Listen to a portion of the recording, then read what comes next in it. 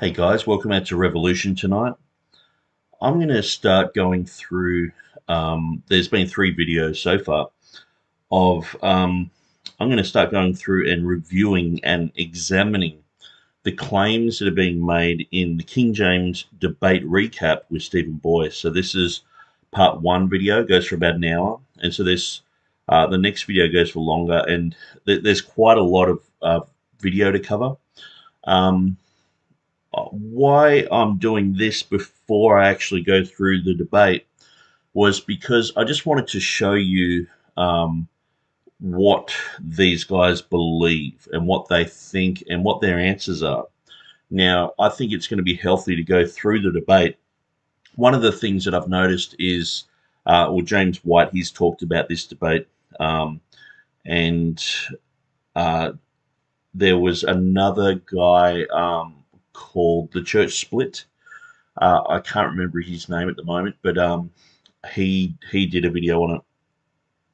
And what I find is these guys, they're obviously this King James onlyist. He's very low hanging fruit, and he's easily debunked. And but what's amazing, I find that these guys, it's almost like people have given up debating intellectuals who hold to a TR position or a King James position. And especially when there's even time given and all the rest of it. Earlier debates, you listen to things like, say, James White and D.A. Waite back in the 90s. And James White sort of was just the only one asking the questions. And he would ask very specific questions about Greek words in an obscure verse. And to D.A. Waite's like, look, I didn't come prepared for that. And this is how James White wins his debate points. Is he goes on something that no one's thought of before, and anyone could do that. It's like, what about Ecclesiastes chapter 9, verse 7, where the Hebrew word says palak and it should be polo? And, it's just a debate tactic. It's very dishonest, actually. And, but what you find is when you're listening to these early debates, James White, he controls the narrative quite a fair bit. And when he debated Jack Mormon, now James White, he learnt over the years to sort of have a certain charisma about him and certain facial expressions and certain mannerisms to make it look like he'd won a point when he'd actually lost. And if you go through the Jack Mormon debate with James White, and just listen to what Jack Mormon's actually saying, he might say it in a very dry fashion, and he might say it in a way that you think, well, this guy's a bit of a fuddy-duddy, and he sounds like a bit of an old school, school teacher or something. But if you just listen to what he's saying, it's very true and it's very convincing.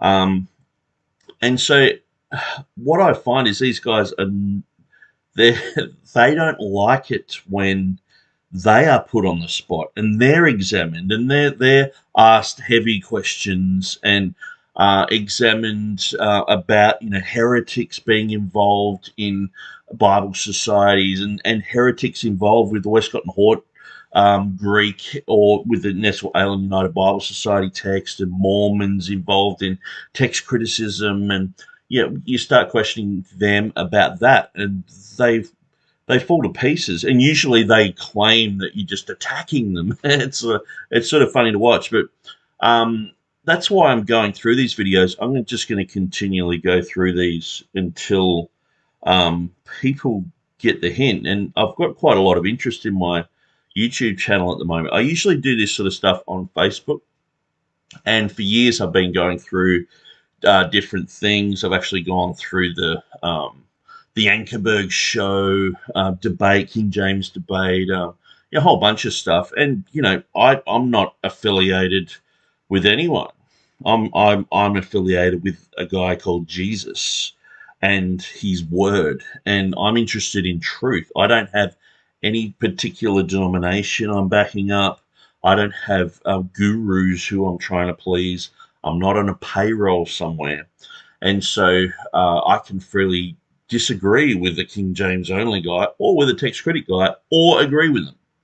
And so there are some people who I mildly agree with, who are text critics, like someone like James Snap.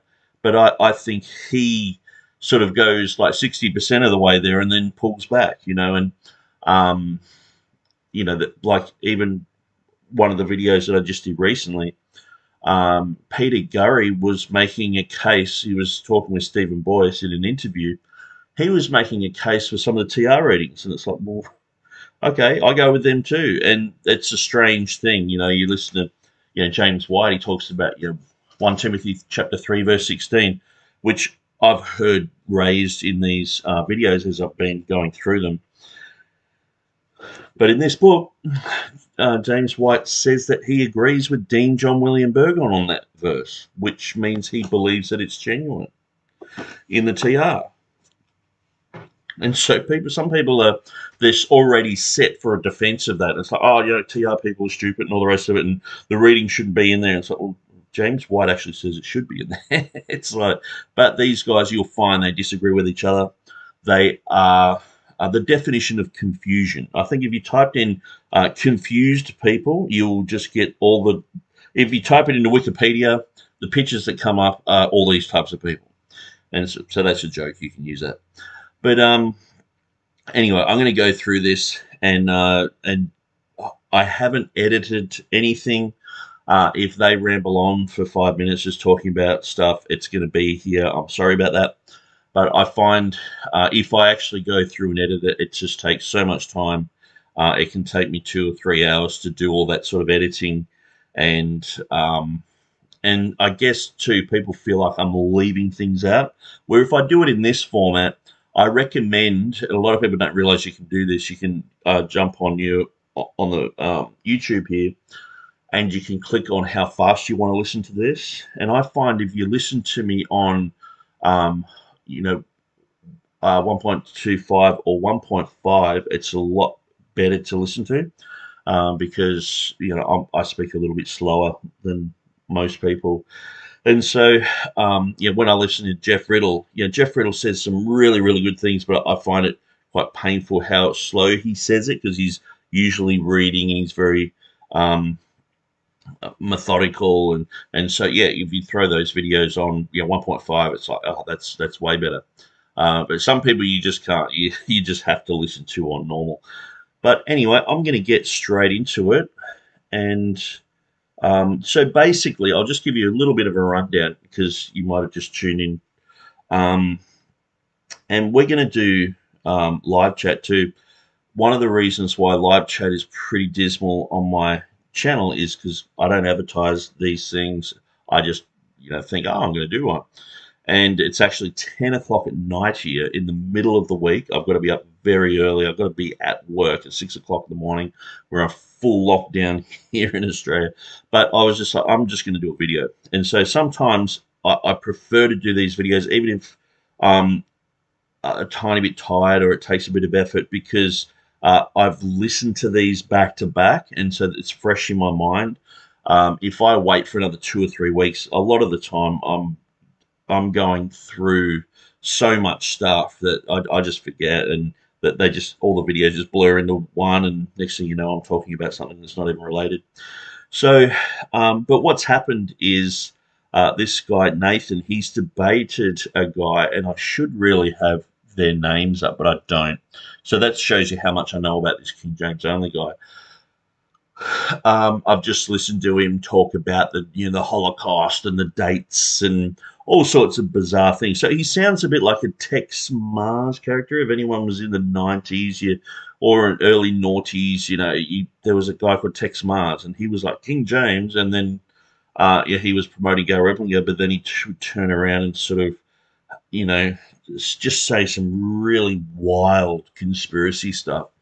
Now, some of the conspiracy stuff he said was true, but sometimes it's how people get there as well. It's like, oh yeah, that's true, but then it's like they go around like, it's like we all know that there's issues. Actually, I won't even talk about that. It'll probably get me banned. And so that's, it just shows you that, there's a whole bunch of issues in the last even 5 years you can't talk about. There are people who are, going through algorithms and going through chats and going through what I'm saying right now and going, is this acceptable for this platform?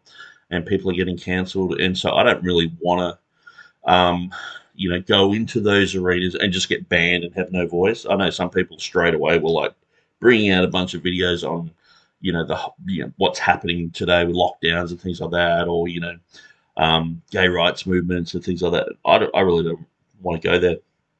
I just want to stay on textual criticism at the moment.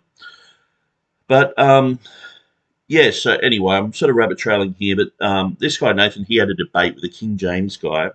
He was a bit Tex Mars-ish, and, and I think rightfully so. If this guy, this guy thinks, um, Nathan rightfully thinks this King James only guy is off the wall.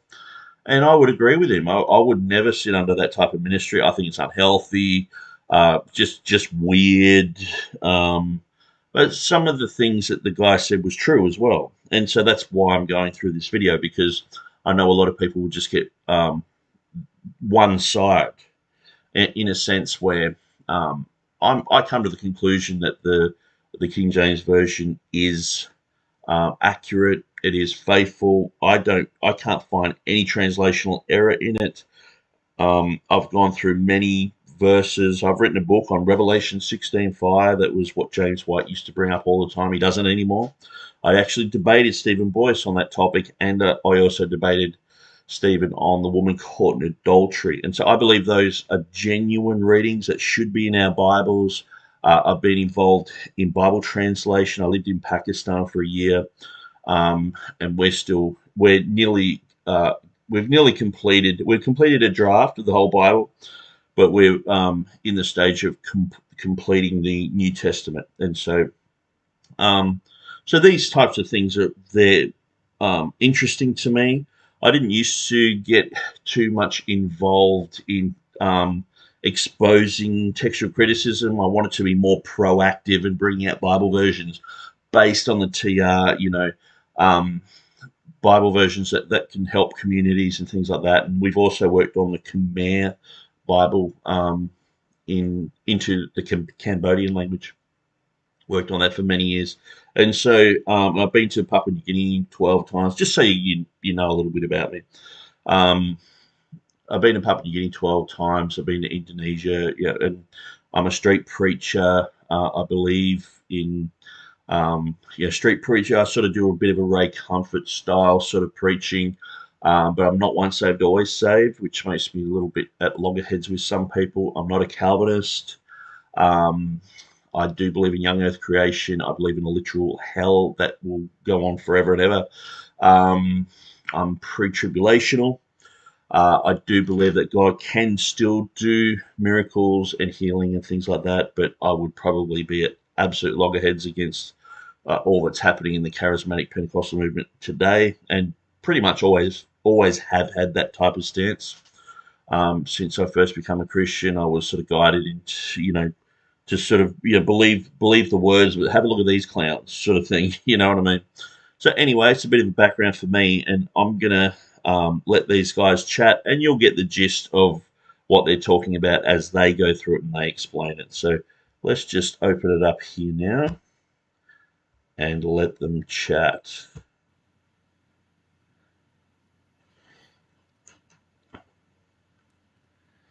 Hey guys, I am here with an RFP Extra. This is something that we are resurrecting and bringing back.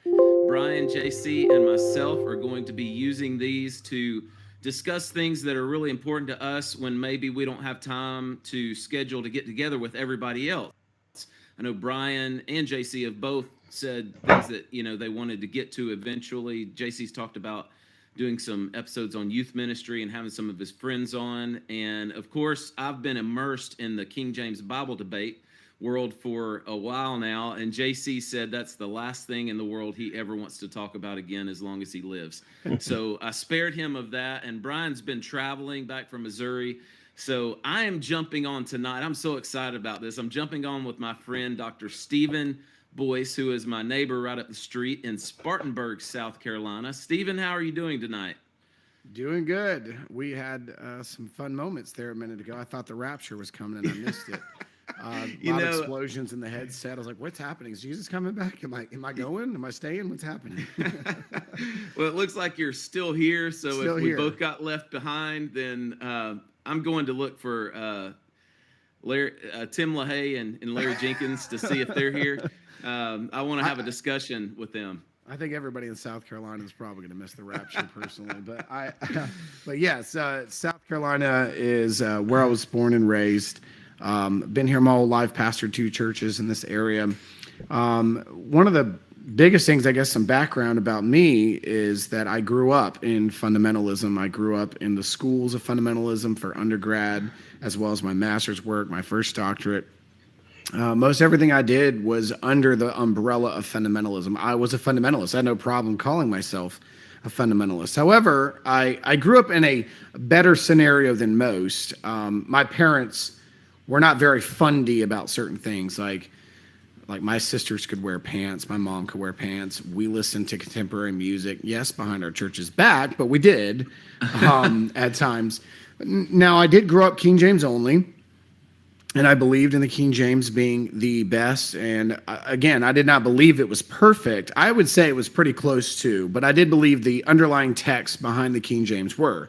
I believe the TR was perfect. I believe the Masoretic text was perfect.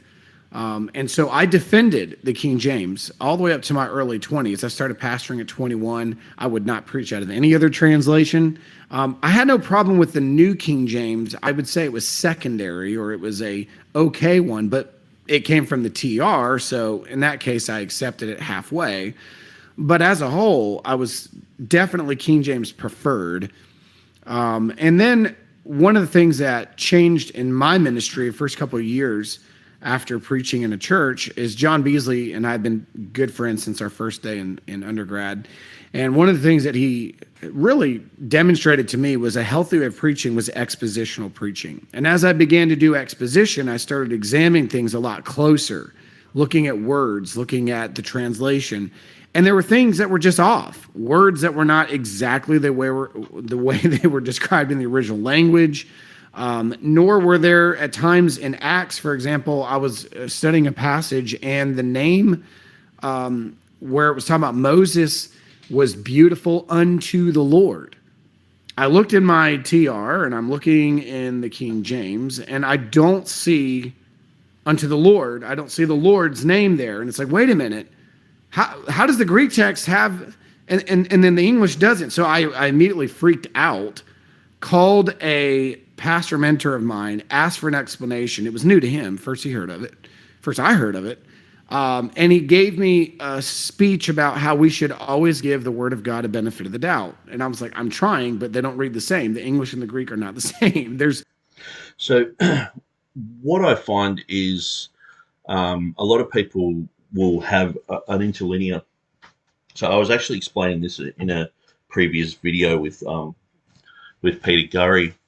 But what they'll do is they'll grab an interlinear. So say this is the Green's interlinear. I think that's a 1996 edition. And they'll basically, go with the wording that's underneath, and many times these are literal editions. And so one of the things is, and that's a Berry's there, TR edition. Got the interlinear, Green's interlinear one there as well. But what you'll find is people will go through these and yes, it's actually faithfully word for word translated, but it doesn't take into account many times things like idioms. And so, probably one of the most famous idioms that we know in English is, it's raining cats and dogs. Now, where that came from, people have estimated that it could have come from that cats and dogs, they slept in the ceiling sometimes in the old English homesteads and things like that. And so they would have roofs made out of straw and hay. And so it's quite warm up in that top of the house. And so when it rained heavily, these animals would come down. So it's like it's raining cats and dogs, and people use this, but if I say that to another person who speaks English, even though I'm Australian, I can say that to an English person or someone in the United States or a Canadian, and they know what I'm talking about. And so, in the Greek language, they have idioms, but also they have Hebrew idioms that can make it into the Greek. And so sometimes you can peel back the layers of Greek, but you're still a bit dumbfounded. But if you know the Hebrew, so this is the genius of people like someone like Erasmus. He knew the Greek, he knew Hebrew, and he knew Latin, and so there wasn't much that slipped past him. And so he made a book called Attica, which was I think it was 5,000 Greek proverbs. So, and many times just knowing proverbs, knowing certain sayings in a language that are commonly used, that can help, And so, what I'm going to do, I did this the other day, and I'm going to do it again. I'm going to go to a really good website called Word missing here. I'm going to go to kjv.com. Sorry, kjvtoday.com.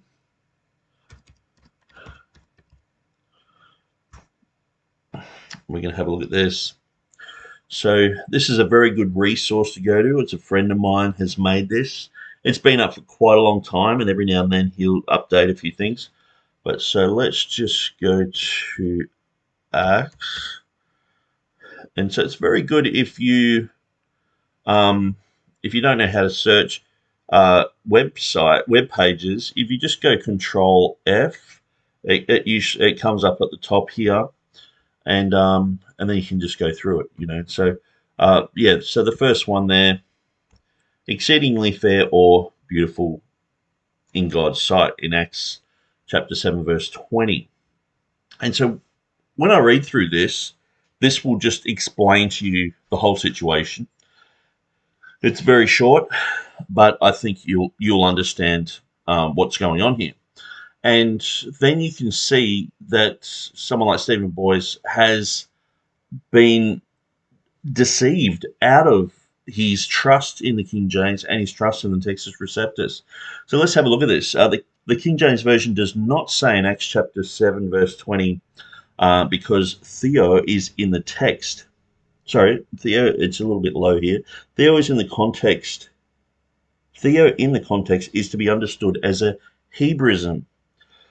Strong's Hebrew and Greek dictionary says of theos, of uncertain affinity, a deity, especially with Greek 3588. 3588 is usually hot, or it's usually a definite article.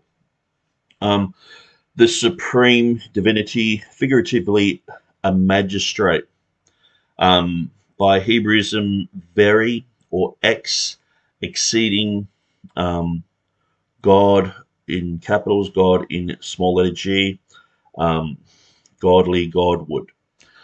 For example, the Hebrew word for God, and that's Elohim, is translated exceedingly in Jonah chapter 3 verse 3. In many translations, in the King James Version, New American Standard Bible, English Standard Version, New Revised Standard Version, and New King James Version, that's how it's translated. The context in Jonah 3:3 is clear that Nineveh was an exceedingly large city of 3 days' journey, not a city of God.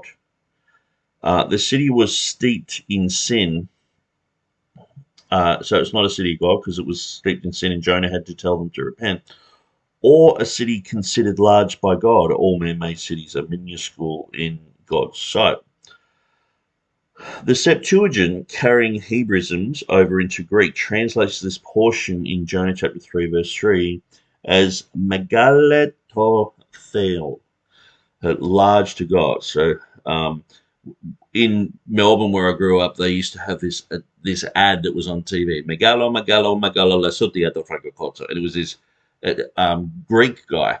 Sorry, did I say Italian? This Greek guy doing a commercial, but megalo, it just means large, as he was saying, grand sale.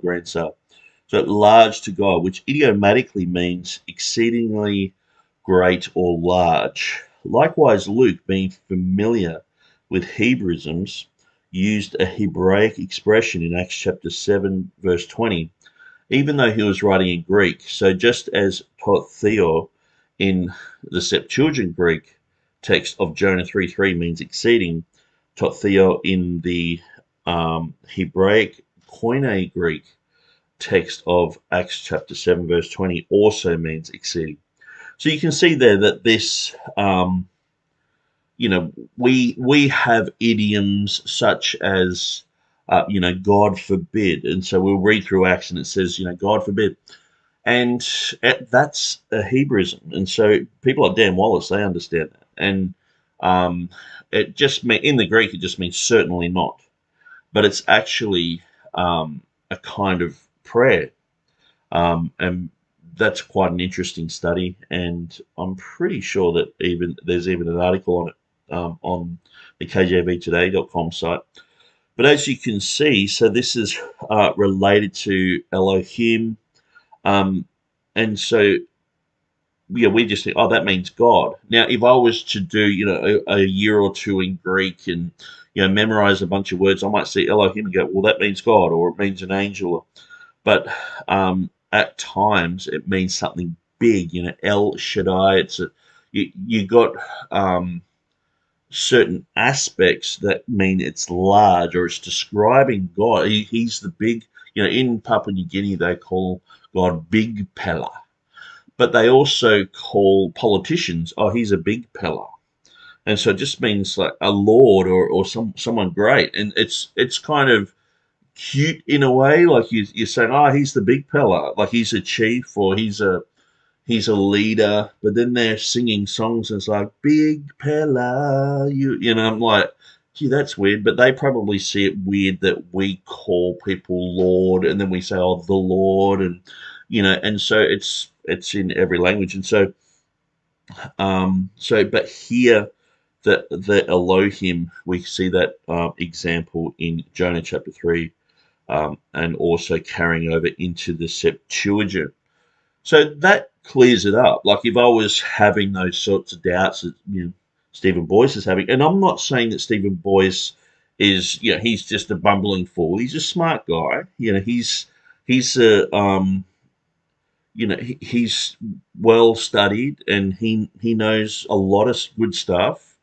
But what I'm saying is that he just didn't go far enough in his studies, and that's what I find with a lot of people. They'll just have a surface browse over certain things, and then they'll just make these huge decisions. It's like, I'm just browsing over a bunch of things, a bunch of mistakes in the King James, and then I'm just going to throw it out. It's like, no, you got to make sure, and I think, Stephen Boyce actually here has made the same mistake as the Geneva translators, the Bishop's Bible translators, all the Reformation Bibles basically have. So what does the King James have? It says the King James does not say God. Yes, it's beautiful in God's sight. What I might do, there's another really good site called Textus Receptus Bibles.com.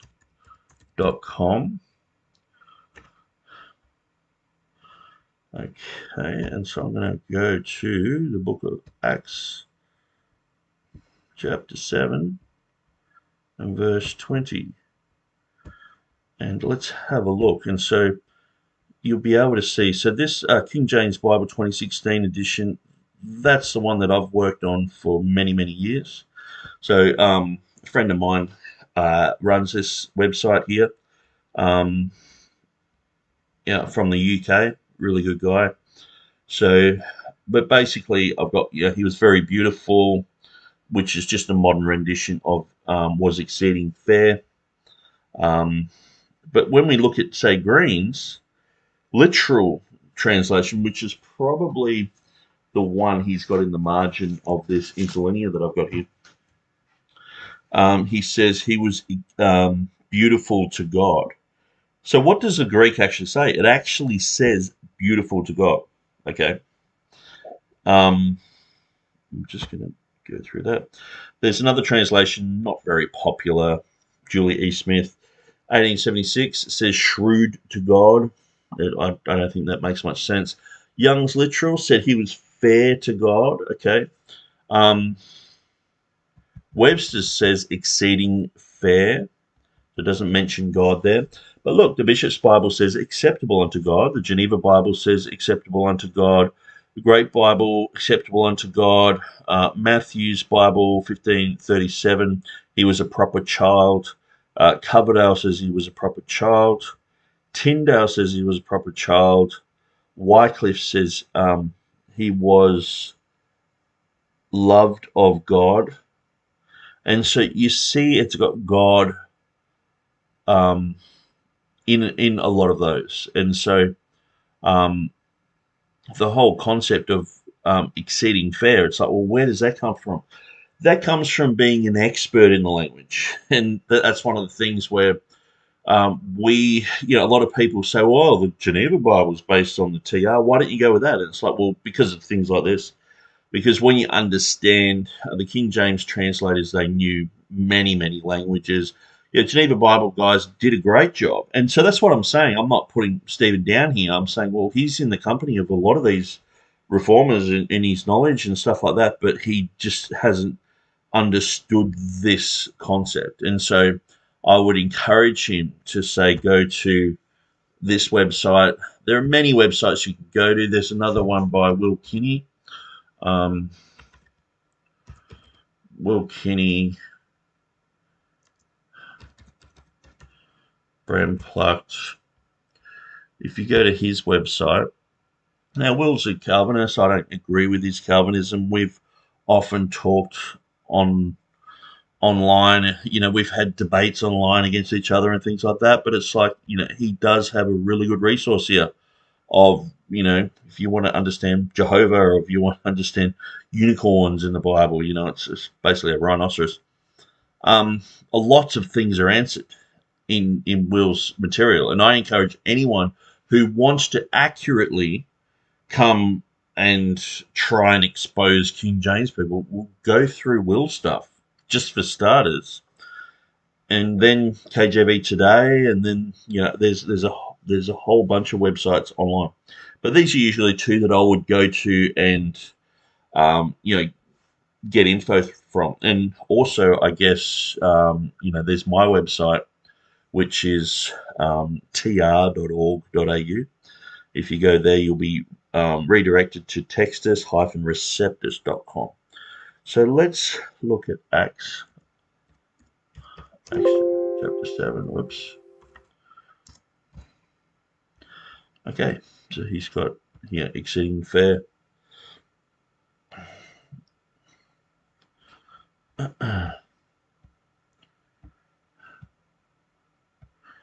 Okay. Going down to here.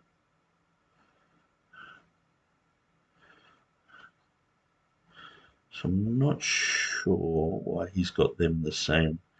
I'll just go X. Okay, so yeah, he just doesn't have a good ending there, or beginning. So you can see that in the time Moses was born, and was exceeding fair, and nourished up in his father's house 3 months. Okay, so the New King James says, at this time Moses was born, and was well-pleasing to God. So you can see the difference. And this is one of the things why people prefer the King James over the New King James, because of things like this. It's like, oh, he's well-pleasing to God. No, and so this is where people would say that the New King James translators, they failed here. And it comes from a mindset that the King James translators didn't know their stuff. Many times you'll hear, Dan Wallace, James White, etc. They'll say, oh, they didn't know the Granville-Sharp rule and all this stuff. And there was a bunch of stuff they didn't know, but they actually did. The Granville-Sharp rule, if you look at Theodore Beza's 1598 and you go to his annotations at 2 Peter chapter 1, verse 1 and 2, he talks about Titus 2:13. He talks about the issue of having the definite article, the one definite article there, and things like that. And so these concepts were known to the King James Version translators, and they used those rules. Calvin talked about it as well. So these guys just say, oh, the Granville-Sharp rule, they didn't know it. Yeah, it's because it's called the Granville-Sharp rule. It's like saying, oh, back in the olden days, they didn't know about dinosaurs. It's like, yeah, because dinosaurs, it's a new term.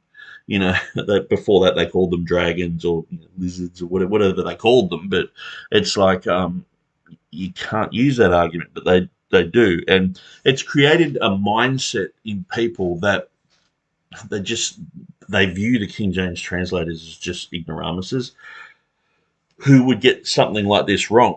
But what I've realized is if you actually go through these sites and then begin to do your own study on it, because I'm not just saying just trust these guys are always right, I'm just saying this puts you on the right path. It's a bit like going to a Wikipedia article or something. I know a lot of people in academia, they're like, don't go to Wikipedia. Well, it's like, well, I find it's a very good source. Sometimes you'll find absolute rubbish, but a lot of the time, most of the time, you'll find something that you probably won't find anywhere else, and you'll find concise information. But at least you can go through links. You can usually, click on things that'll go to photographs, source information, and you can even go through old chats and archives and things of pages and see the point of view of hundreds of different people. And so I find it a really good source, if you're studying things out. So if I was in Stephen Boyce's position again, when he was 21 or whatever, and he's going through this, obviously he said he was, okay, New King James. So he's gone through, he's doing this study. He's like, okay, he was exceeding fair. And then he said he had the New King James. So he would have read well pleasing to God. And he's like, what does the Greek say? And so the Greek is usually, a language which he can't really understand. He might know the alphabet, might know how to say a few words here and there, and might know the meaning of some of the words, but at the end of the day, most of the time it's just an interlinear. So he's relying on the words that are underneath them, and also other translations. And so he'll be going through and saying, hang on, the Greek says this. The King James doesn't match the Greek. No, the King James does match the Greek. It's just that J.P. Green is just one person. Just go through J.P. Green's older edition and look at how he translates Hebrew, look at how he translates Greek, and you're left there scratching your head a lot of the time because he knew a lot less back then. He was basically sort of leaning towards a majority text sort of position. He never fully came over to a TR position. So this guy's not a friend of the TR. He's making dictionaries of it, but he's not really a friend of it. And also Berry, Berry has a bias as well. And so a lot of these guys who have made dictionaries or specifically Greek interlinear Bibles, they have a barrier to push in some of their translations. But in an issue like this, they can even be up to the standard of, say, the Geneva Bible translators or the Bishop's Bible translators and come up with this material. So that's why we say, every time I do a study, I'm left in awe at the superiority of the King James translators. I'm just there going, wow, they worked it out. They nutted through these things. So the NIV says, at that time he was born, and he was no ordinary child. For 3 months he was cared for by his family. And so, a lot of the time what Will do is he'll just show you which other versions have exceeding fair. And it's quite interesting. And I like the way Will does this. And I know Will cops a lot of criticism for, he'll be online. He'll say, do you have a Bible? Which Bible is it? If you don't have it, well, you're off the wall and all that. But a lot of the time, he's just pointing out to people and saying, where are the words of God then? And the thing is, usually if you corner, say, James White, Dan Wallace, Stephen Boyce, these guys who are, apologists for the critical text, they're like, well, there's no one edition. You've sort of got the apparatus, and you've got the manuscripts, and you've got, a rough, 98% or 95%, or, they all have different estimates. And it's like, that's the word of God. And it's sort of like people saying, so where's the definitive English language dictionary? And I'm like, okay, we got this one, but then we've got the Scrabble set over here. You can just sort of make it up as you go. It's like, it's not definitive. And see, that's the thing is, as Texas Receptus, King James people, we're like, well, we have a definitive Bible. And they see that as heresy, where it's quite amazing that even this guy who's, talking about numerology and talking about the Nazis and the Jews in Luke 1941, 1942, 1943, and all this sort of weird stuff, as we're going to get through as they talk about the debate, he is absolutely 100 times more sound than someone like George Vance Smith, who worked on the Westcott and Hort committee. He was a Unitarian, denied the Father, Son, the Holy Spirit, and he actually wrote a book about how he really enjoyed his time on the committee and how the changes affect doctrine and favour Unitarianism. And it's like, people are like, no cardinal doctrine's affected. Okay, so a Unitarian who actually worked with Westcott and Hort said that it does. So it's like, why lie? Well, most people aren't actually lying there. They're just parroting stuff they've heard Dan Wallace say, James White say, and other guys. And so when we look at the Nestle Aland United Bible Society text, that Metzger was asked, how did you start doing that text? And he said, firstly, we got the text of Westcott and Hort, and we worked from that basis. So that was the foundation of that text. Who else worked with Metzger? Now, Metzger himself was heretical. Doesn't take long to go through his stuff and find out he's basically says there's mistakes in the original documents.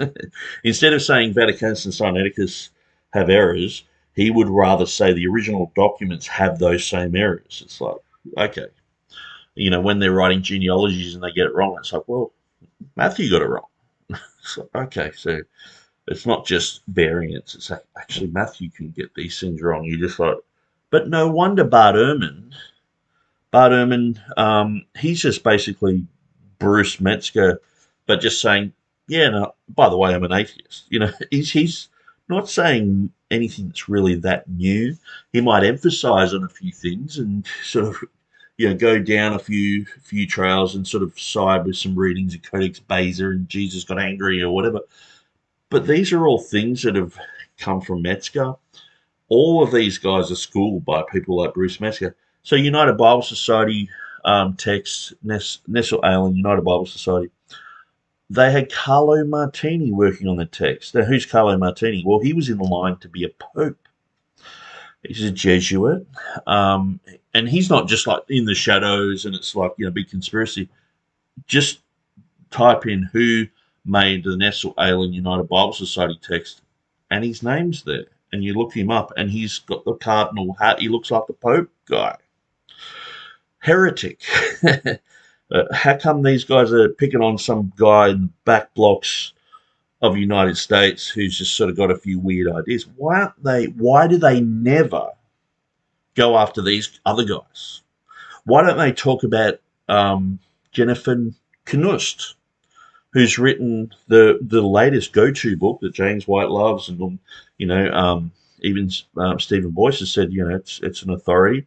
And Tommy Wasserman, he co-wrote the book. Jennifer Knust, she's like way worse than Bart Ehrman as far as I can see. She's focused most of her career on raunchy things in the Bible. That's why it's the woman caught in adultery. To cast the first stone, because it's this raunchy sort of thing. And usually, she's at the alphabet soup churches, saying that these guys are born that way and that the Bible is filled with myths and fairy tales, and she doesn't really believe it.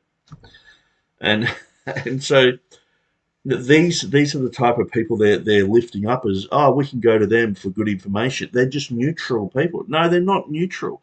But the thing is, she's way worse than this King James only guy. So will Nathan do a whole set of videos on her, or challenge her to a debate, or people who like her, challenge them to a debate? I don't think so. These guys will just never bring that information up because it's so damning to their side to have all these heretics, to have people who basically hate the Word of God and come against Christianity and basically believe in all sorts of profanity and disgusting things. And it's like, to admit those things, to admit that George Van Smith was a Unitarian who worked with Westcott and Hort, to admit that the Bible Society became so filled with Unitarians that in 1831, only about 30 years after the formation of the Bible Society, they had to form the Trinitarian Bible Society, because whenever someone would pray in the name of the Father, Son, and the Holy Spirit, they would get booed. There was a whole crowd of people who were saying you can't, only God is only the Father, not Jesus and the Holy Spirit are not deity. They were trying to get downplay the deity of Christ in some of the foreign language Bibles. So these guys were like, well, we're just going to go and formulate the Trinitarian Bible Society, where we have the doctrine of the Trinity. So that's in 1831. So basically, when you get most of the Trinitarians leave a group like that, what are you left with? Well, I guess it's the Unitarian Bible Society. So, this is 50 years before Westcott and Hort. So what do you have left? You just have these Unitarians. No wonder all these verses to do with the deity of Christ, to do with the Father, Son, the Holy Spirit. There are three that bear record in heaven. No wonder these things are just attacked in a huge public forum, where it's like, instead of looking at these things in a scholarly fashion, they're just dismissed, because we're looking at basically a Unitarian influenced text. And that's why they love it when it's like, oh, what about, John chapter 1, verse 18, where we have, the only begotten God is in there now. Well, that's only like a new style reading. Even Westcott and Hort, they weren't going to go that far. But it's come into the text now. It's like, because Trinitarians are trying to squeeze the doctrines back in there. And so instead of just going with the traditional text that's being translated, I mean, where was Sinaiticus and Vaticanus translated? It just has a few spatterings of readings here and there, but it's like these things basically sat dormant for hundreds and 1,500 years. And then all of a sudden resurrected in these last days, and they had to amalgamate the two like a Frankenstein thing, and into a never seen before Greek text. Use Unitarians, the plural. There were other guys who were Unitarian on the Westcott Hort Committee, to help formulate the text, and then get guys who are Jesuits, Roman Catholics involved later on, and it's like, oh, that's our Bible. And then so is that your definitive Bible? Nah, we've got another one, Tyndale House. We've got an SIL text over there. You can just choose your own Greek text. It's like, oh, okay, now we've got this embarrassment of riches in the Greek text. So I guess in 10 years we might have 15 Greek texts that we can all choose from, and they're all different. And but you've got an apparatus, so you can go through that and choose from that one. Because James White and Dan Wallace, they disagree on Father, forgive them, for they know not what they do. James White said it should be out. Dan Wallace says it should be in. Other people are like, well, I'm not sure. I don't want to upset my friends and make a decision on that. So I'll just stay neutral. And it's like, and the average Christian is just sitting there going, what the hell is going on with our Bibles? Why are these people adding, deleting, and changing? Why are they doing this to the Word of God when it clearly says, the warning at the end of Revelation says, don't do this? Why are they doing it and so flippantly doing it? And so, anyway, I'm going to continue on here. So anyway, I think you get the gist about Acts chapter 7, verse 20. Here's a whole bunch of Bibles with it in there. Revised version, 1881, had it. So, I mean, you'd have to. This is the thing. Stephen Boyce would have to say, "Oh, yeah, Westcott and Hort also got that wrong." You'd have to say American Standard Version. You'd have to say, James Strong. He worked on that. Who else? Philip Schaff. John Wesley's translation. We'll go through to some more popular ones. Bible and Base. Today's English version, New Century Version.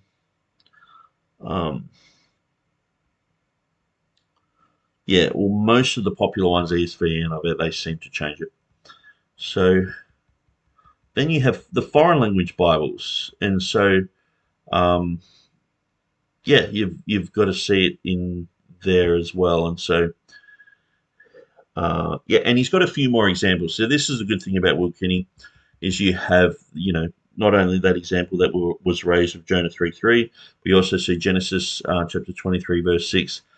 Hear us, my Lord, thou art a mighty prince among us.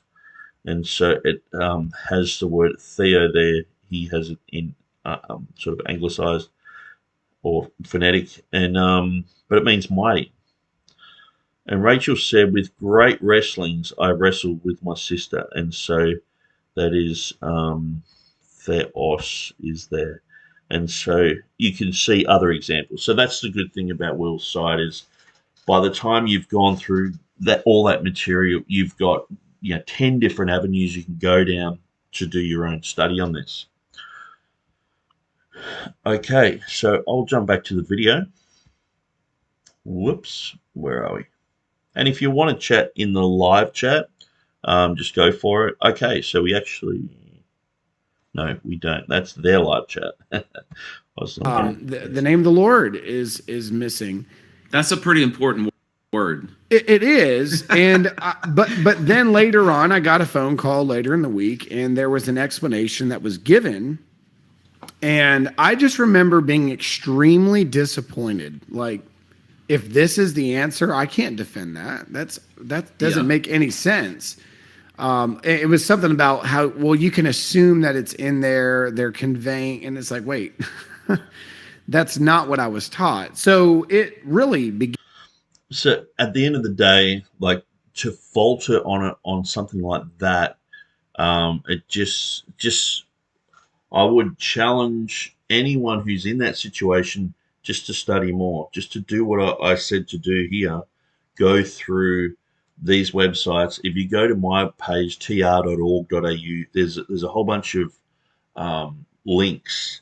And if you start going through those links, you'll find sites like Scion of Zion. He's got like 700 or 800 verses in the New Testament that he's examined, and he just puts them all against each other in a sense, where he'll put, from Wycliffe, Tyndale down to the King James, but then he will just have all the modern versions all lined up in a row. So you'll get a good taste of all the Catholic versions, Jehovah's Witness versions, ESV, everything. And then he'll just have a brief explanation at the bottom. And just something like that can be invaluable. And on my website, I'm trying to get to that point where I have, so much information, but it's pretty hard. And so, I wish that I had a team of people working on the website to go through that. My website's a bit like Wikipedia. Anyone can edit it if I give them permission. So I have had a lot of people editing it over the years, and I have paid people for many, many years. I've spent probably up to about $100,000 on that website, hiring staff to go through and put. If you go on there, you'll see what I mean. There's lots of information on there, but there's some things that there should be big articles on, like the last 12 verses of Mark. There's not. It's a huge topic, and I'll just get caught up in something else. But I spent months and months on the Comma Johanneum last year, and there's probably about 15 articles that I've done on there. But if you go to the article specifically, Comma Johanneum or 1 John 5:7, it's huge. And so Revelation 16:5, I've done a lot of work on that. Easter, I've done a lot of work on that. And so there are answers out there, and usually I'm trying to deal with topics as they come up, because people don't tend to admit when they're wrong. And so, say like with Revelation 16:5, I've absolutely proven James White completely wrong. Stephen Boyce tried to debate me on that. I proved him wrong. These guys don't just go, okay, well, this is what I've learned from that, and just, sort of sit down and go, okay, well, this is right or this is wrong or whatever, and just calmly go through it. If I say that, I've won, he's like, oh, he's attacking the person. He won't stop going on about it, and he would just never admit that he's wrong. And so this is the disappointing thing, because these are the upcoming apologists. And I've seen this with James White, where he won't deal with issues. He will just slander people. He'll throw, throw rocks at people in words, all the time. And it's been an interesting thing to be on the end of James White's barrages and slander, and even to the point where, my family, that they're not Christian, they're like, who is this guy? It's like, what, does he know anything about you at all? He's just saying all this rubbish. And even they're like shocked at how many lies this guy's just said about me. And I'll say, well, can you believe he actually said this the other day? And he said this, and he said that, they're like, but you always do that thing. Why is he making out that you drove extra far and you're desperate and you're a psycho? And it's like, well, I said, well, this is what these guys do. And so that's why I make these videos, because you feel like you have to defend yourself against these people. But I purposely allowed that to happen with James White and sort of left things there so he thinks a certain way, just to show people what a liar he is, and to also show people that he can't be corrected. He won't stand up and say, I was wrong on this. Or I mean, I've even been in the middle of a discussion with a Jehovah's Witness. They've said something, and I've gone, they're right. And I admit that, and just go, I remember one Jehovah's Witness was like, well, all the Christians were pacifists, and well, how come your church is sort of pro-war? And they say you should go to the army, and we know the Jehovah's Witness stand on that. And I was just like, he's got a really good point, and I'm totally pacifist today. And it's probably from that interaction. I was a brand new Christian. I was probably a Christian about 2 months at the time.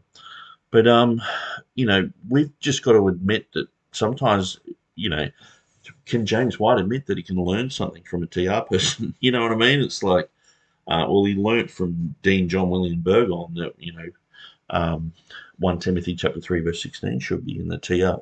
Anyway, we're going to continue on here. Began a searching and an exploring of this more and more. And I fell in love with textual criticism really quickly. Guys I would never have listened to, I started listening to.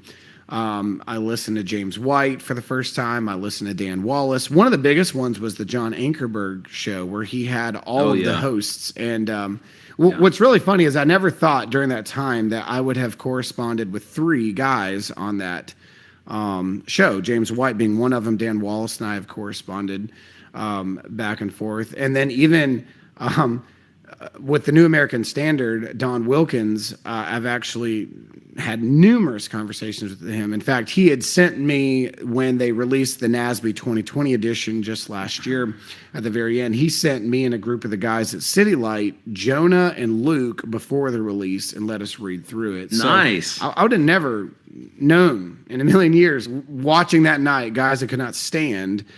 But it really helps when Sam Gipp's on the other side, not to be on the King James side. When Sam Gipp's talking, it's like, I just want to switch sides. I don't even know if even if I agree with him, I don't want to be on his team.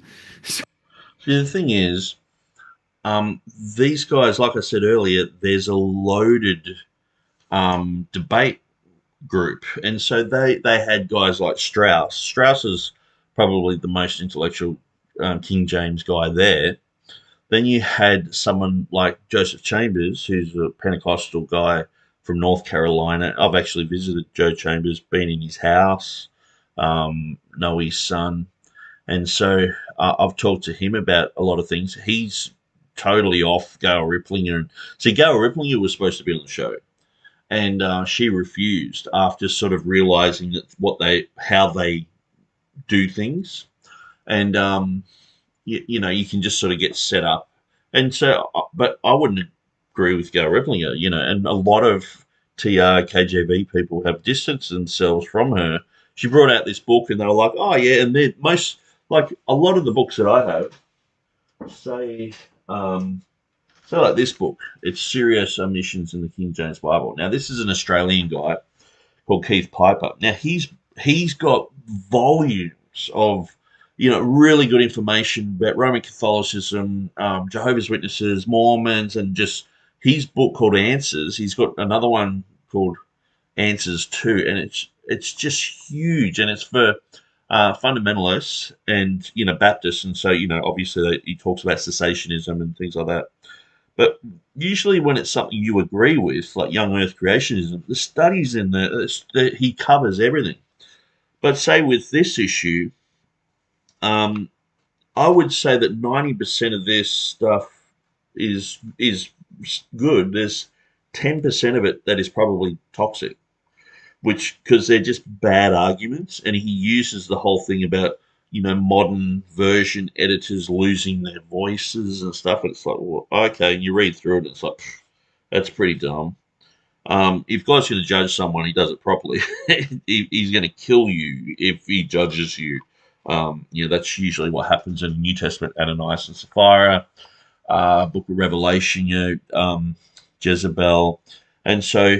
But the thing is, there are lists in here, and he goes into Westcott and Hort. He basically just has a whole bunch of lists, and so that's how I sort of at first viewed the Gail Replinger stuff. It's like she would just have a list of stuff and say, well, these verses are changed.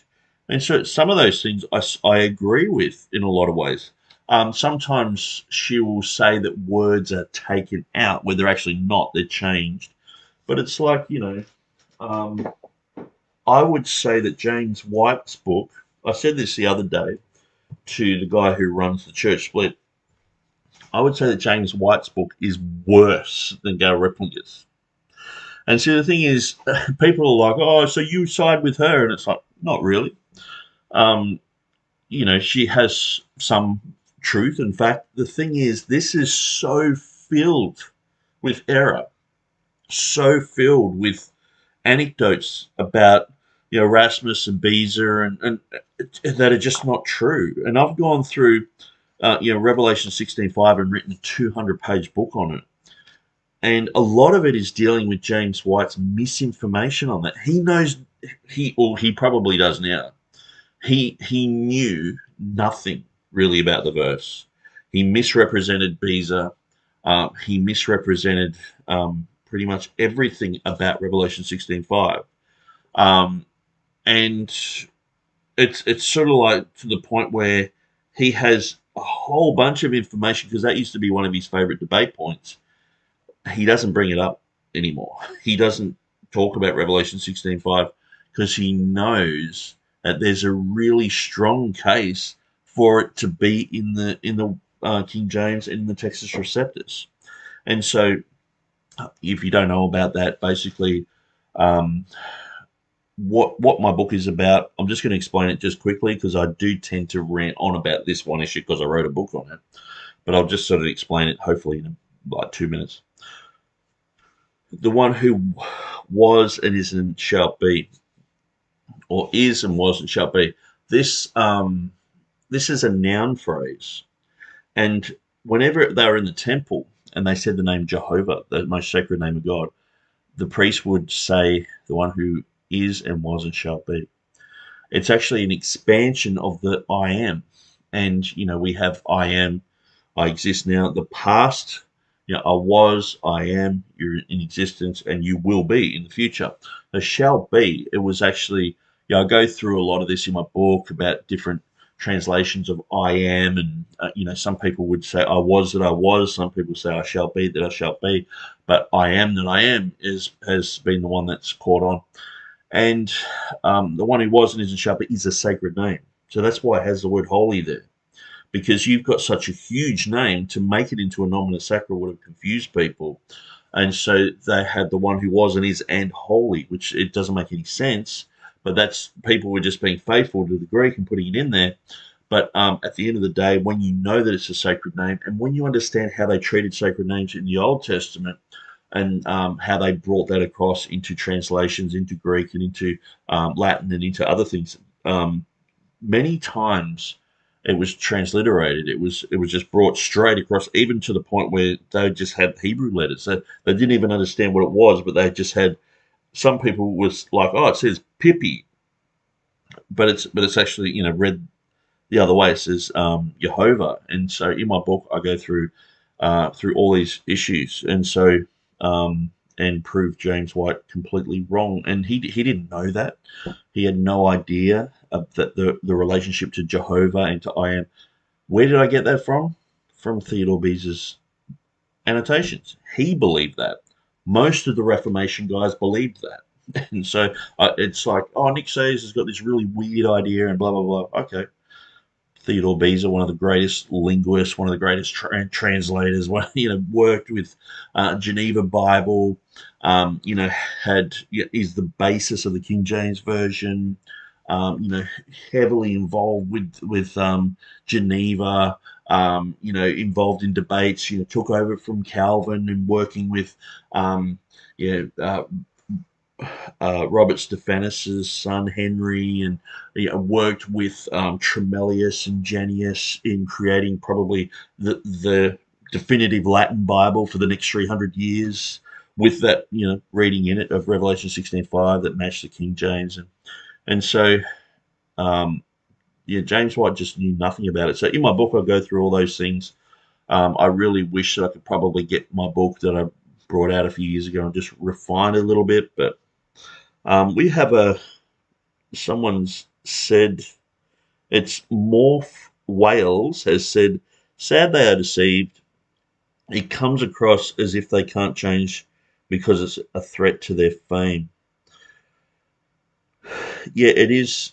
It is sad, and I guess if you want to go anywhere with apologetics, you just default to this position, and you're considered an idiot if you don't. Now, and also you sort of have to drop, things that are hard to argue. So there's the vast majority of Texas Receptors King James Version issues are very easy to solve. It's like, you just do a cursory look and just click on a few websites, and it's like, look, that's a really good logical explanation for that. But there are other things that you have to study through, and that's the thing. Some people separate themselves from those things because you have to explain them, or they might be hard to, for people to grasp at first.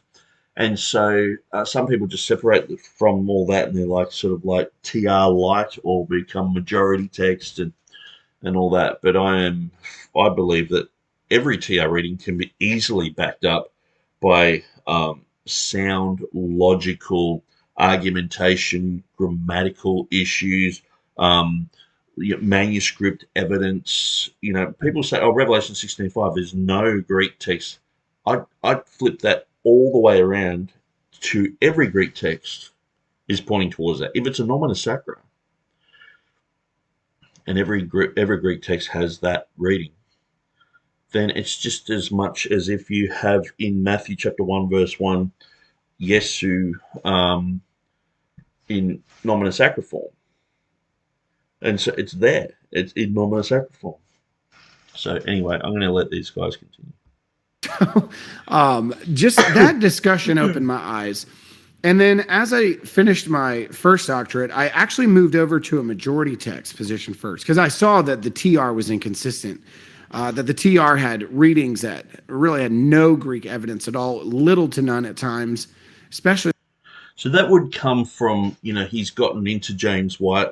James White makes all these claims. There's so many claims that James White makes that are false. He says that Erasmus rushed to print. Erasmus, he made a rash wager about the Common Johannium, and he had to sort of insert it because someone found this manuscript and it was sort of made to order sort of thing. All these are just rubbish. The whole thing about the last 6 verses of Revelation, being back translated from Latin. Not the translation that he did, the manuscript of Reuchlins, because Reuchlin's manuscript, it was basically a commentary. So he had to get the text out of the commentary, because you might have had a whole page of commentary and just 2 lines of text, and so he had to get that out because printers needed they needed everything sort of line upon line. You can't just have 2 lines on one page and 5 on the other and 3 on the next. And they have to know how many quires they need, and that they have to do all the typesetting for everything. So he extrapolated the words from that into his own manuscript. The Reuchlins text, he wrote that out, and then in the end he was like, oh, the last bit's missing, so he filled it in with Latin. He told them what had happened, sent it back to the printers and said, look, here's another text of Revelation, because he talked about Greek copies, the plural of Revelation. And then he said, when the Aldine guys come from the Aldine Press, now Aldous, he's probably one of the greatest printers of that whole era. He Erasmus lived with him for 8 months. So these guys are like, brothers. These guys are great friends. He said, get the text from the Aldine guys to correct that last part. And he said, I just didn't want to leave a lacuna or a gap in the text. And so he said he filled it in from Latin. So he let them know that. He said, these guys have got other manuscripts that you can use those for their ending. And so that was in his 1516 annotations. He never mentioned it after that because it got solved.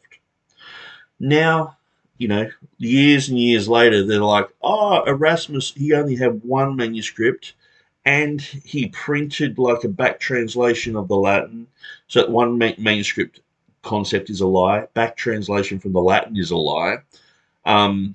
Because he clearly says that he got the Aldine guys to put it in. That's like, he thought that happened, but it never really did. That's what James White says. That's what Jan Krantz says. It's like, where are these guys getting it from? I mean, I've heard better tales from crackheads. This is like full crackhead theology. And I'm not just saying that lightly. This is ridiculous. The amount of misinformation about Erasmus. You peel back one layer and there's another layer. You peel that layer, there's another layer. There's just so much misinformation. It's like he only had one manuscript for Revelation. Well, how come he mentions throughout the book of Revelation that he was using different manuscripts? And he also used Lorenzo Valla's compilation of heaps of Greek manuscripts. And how did he spot, this is the amazing thing, how did he spot homoioteiton, or parablepsis, or whatever you want to call it? In Revelation chapter 22, verse 19, where it says the book of life, at the end of Revelation 22, how did he spot parablepsis homoioteiton there? And because he saw that and said, the manuscripts say tree of life, it should be book of life. This is a common error. He talks about it in his annotations, and he says when examining the Greek text, he saw that this was homoioteiton, these similar endings, and it's quite a common thing. So how did he see that if it's a back translation from the Latin? And so this is what they're trying to make out that he did. He went, missing the last bit. Okay, I'll back translate that from the Latin, send it to my printer, and then when I guess when they give me a draft of that, it's like, I can see that there's homoioteiton here in the Greek in his own back translation of a Latin. It's like they're trying to make out that Erasmus, the Complutensian polyglot guys, Stephanus, Tremellius, Janius, Beza, the King James translators, the Elzevers, Walton, these guys were just dimwits. That, like, mostly it's just the TR people, leading up to the King James. If the King James translators aren't just demonized and, they're in different groups around the place, like, there's 60 of them. And it's like they have no idea. Like, James White just has no idea how the translation worked. So they actually translated it 14 times. And so what they did, just say you had 60 people, just to do the math quite easily, if you had, say, 10 people in each committee, what every person was to do their own translation of the portion that they were supposed to do. So just say you're doing, the Gospels and the Book of Revelation.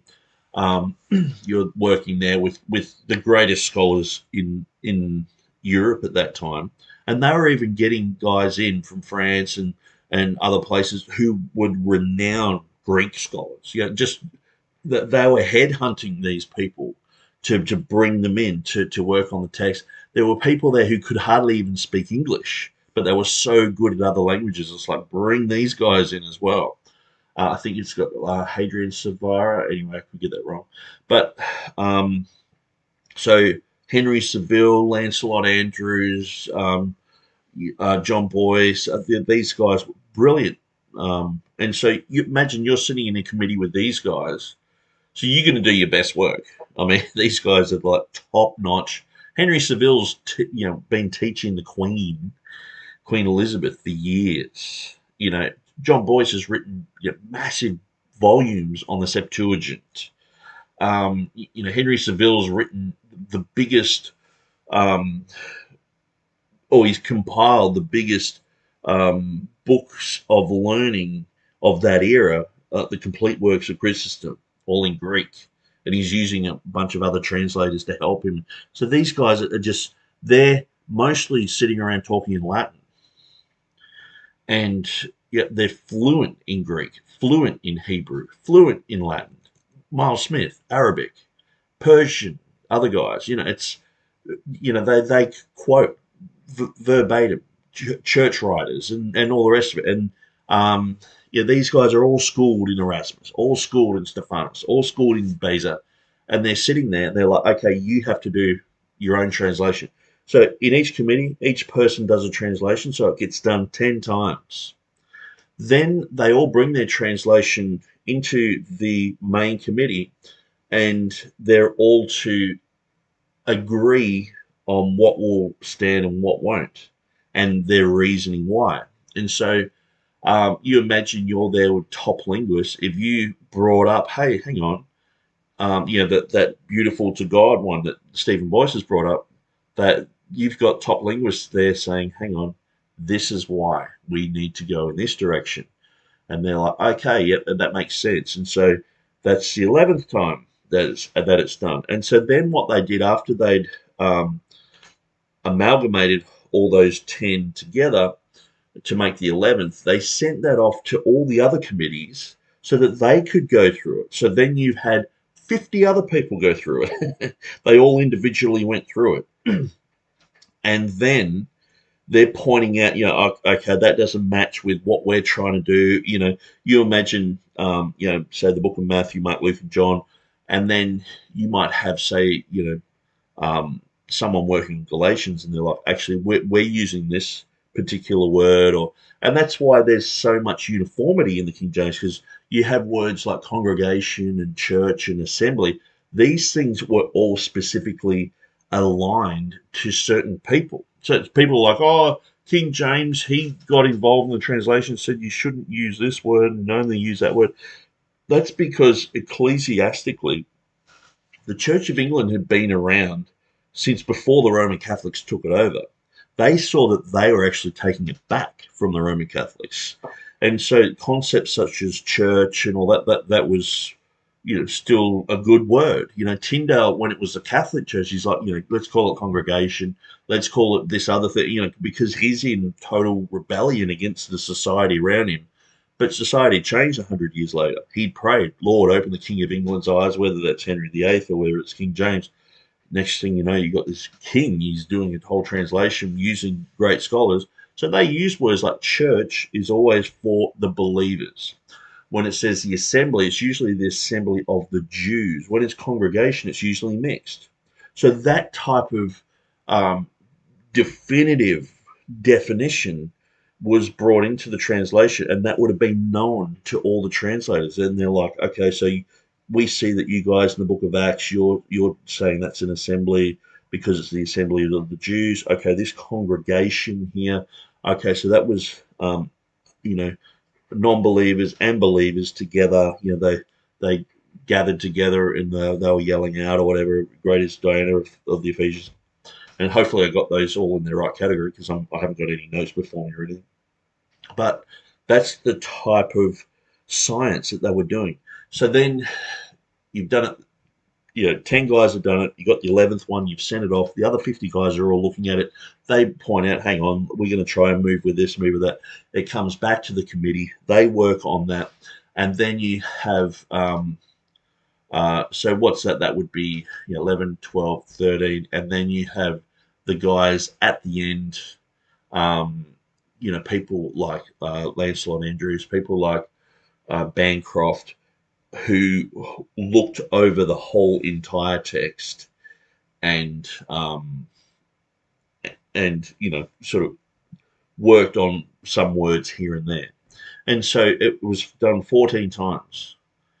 And James White just makes out that they were in, some people were in Westminster, some people in Oxford, and they couldn't contact each other, and they used the word murder here and kill here. It's like, well, in 1611 they were synonyms. Now they're not. You don't murder a chicken to eat it. You kill a chicken to eat it. Yeah, we've caused these words to, go in certain directions just because of the fluidity and the nature of all languages. But that just read the literature of that era, and then you can come to a good understanding. Just read the Oxford Dictionary, and you'll come away from a lot of what James White says. A lot of what James White says is redundant. I'm sure that he's probably got up his sleeve some new fandangled book to come out, the King James Only Controversy Part 2, and you'll probably get a bunch of these guys to, work on a part, a bit like, Peter Gurry with his book, Myths and Mistakes. But a lot of, James White's book is just so easily debunked. I would debate him, I would debate anyone, anywhere, anytime on this topic. If you organise it, I'll do it. And I just find people are chicken.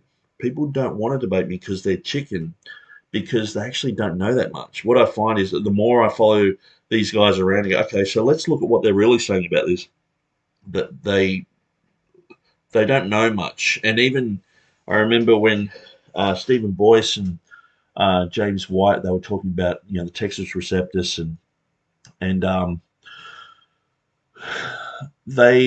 asked them a question in the chat, and I said, well, what about, Georgios Babiniotis, the greatest living Greek linguist, who's written about 200 books on the Greek language and 6 Greek dictionaries, and,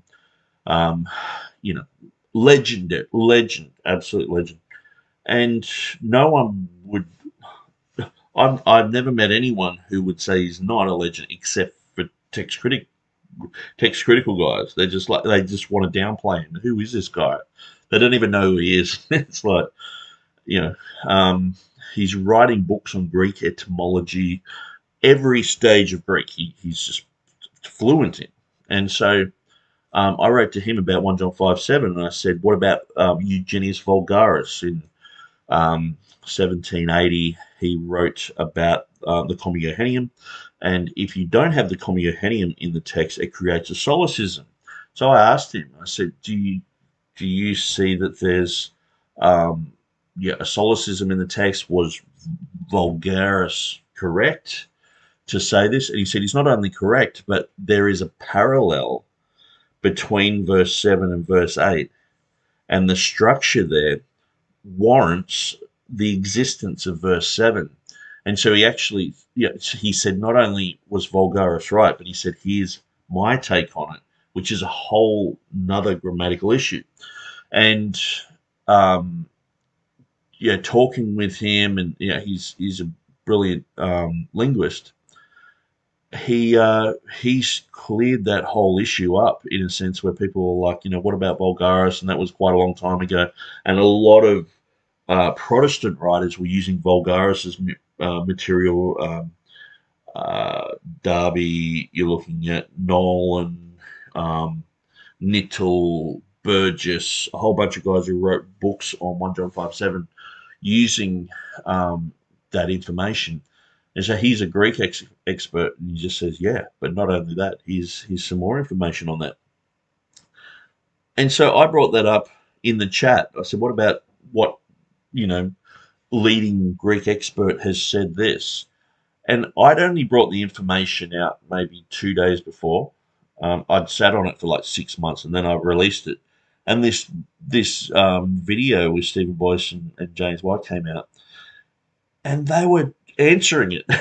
I'm just listening to their answers, going, it's like they don't even know what I'm talking about, but they're there like, yeah, no, it's a substantive, they're just befuddling themselves, and I'm just like, guys, just be a bit more humble and say, look, I don't know, I'll have to look more into that, or I've never heard that argument before, or I mean, James White, he's got a whole section in his book about the grammar of the Comiohenium. It's just nothing to do with it's like, man, have you even looked? Do you even know who Vulgaris is? Eugenius Vulgaris. Half of the time you mention this stuff, these guys are on Google. Like, who is this guy? And um, anyway, we've got a few more comments here. Hudson TD777 says, many anti-KJB videos have come up on YouTube lately. One of the main objections is that they believe KJB translators to the readers do not believe they had a perfect Bible. Great question. And so usually they'll say, even the King James translators, they didn't believe we had a perfect Bible. All they said was, if there's things like birds and animals that we got wrong, you correct it. I mean, that's if someone, like, say for example, we know the word unicorn is in the King James Version. Now, there is a footnote that says or rhinoceros, which is obviously a rhinoceros. But the scientific name for a rhinoceros is Rhinoceros unicornus. So a unicorn just means one horn. Modern day unicorn is like a horse. It's a mythical thing, a horse with a horn, but it just means one horn. So we have in the Septuagint it was monoceros, mono meaning one, ceros meaning nose, and there's been things found. There's been bones found of huge animal one-horn dinosaurs that were just massive. They were like elephants, but just with just one horn, and they were all furry and like a mammoth sort of thing. And these guys were just, the King James guys were just saying, look, we don't know everything. This is what we think this animal is. A reem in Hebrew is a unicorn, and we're just going to call it a unicorn. So we know today it's most probably like an Indian rhinoceros. So Rhinoceros unicornus is the scientific name for that. And it's a one-horned one. So you do get two-horned rhinos, but it could be this dinosaur one as well. That could have been around. Yeah, because we understand, young Earth creationists, we understand that, it's not, these things didn't go extinct, millions and millions and millions of years ago and all the rest of it. And we understand that they're, Komodo dragons, and there are still, these type of creatures around, but we believe that they've just been killed or become extinct from other ways or whatever. Not that the meteor hit the Earth and the dinosaurs just all disappeared all of a sudden. That's evolutionary concepts. But there's also the lie that the King James translators were like, well, any version is good, sort of thing. It's like any even the meanest version is the Word of God. They were talking about the previous editions that men of their profession had done. So Tyndale, the Great Bible, Kramer's Bible, Bishop's Bible, Geneva, and they say these are the words of God. Not, and they're talking sort of like saying, well, the Roman Catholics accuse us of this and accuse us of that, and they're saying, why are we doing another translation? Well, these are the words of God, but we want to polish them up a bit. That's sort of what they were saying. Not saying everything that came after them. It's a bit like me saying, oh, everything I've ever made in this factory, you know, is of great quality. And then 100 years later, gets taken over by another company and they just make rubbish. And then they call me a liar. It's like, well, I'm obviously talking about what I know to that point. King James translators only knew what they knew to that point. They didn't know that there was going to be this Westcott and Hort rubbish come out and a whole bunch of Bibles with mistakes and just, and it's amazing that these guys are like, well, the Septuagint had all these mistakes in it too. So they're actually admitting that there's, you try to corner them and say, well, NIV has, mistakes and these other ones have mistakes. They're like, no, they don't. But then they say, oh, even Jesus read the Septuagint. That had mistakes in it. It's like you're just admitting that, modern Bibles are akin to Jesus reading the Septuagint. So if Jesus can read a bad Bible, so can I, sort of thing. It's like you're actually not doing much for your argument. Anyway, hopefully that answers your question there. And so that was from Hudson TD 777. I'll just continue on here. In the book of Revelation, some little nuanced readings that were unique to itself. And so I was like, well, I think what we all meant was the majority text, because most people actually confuse the two, TR and majority text. They're not the same. They're close, but they're not the same. And so it became majority text. And as I moved further and further into... It's quite a great misconception.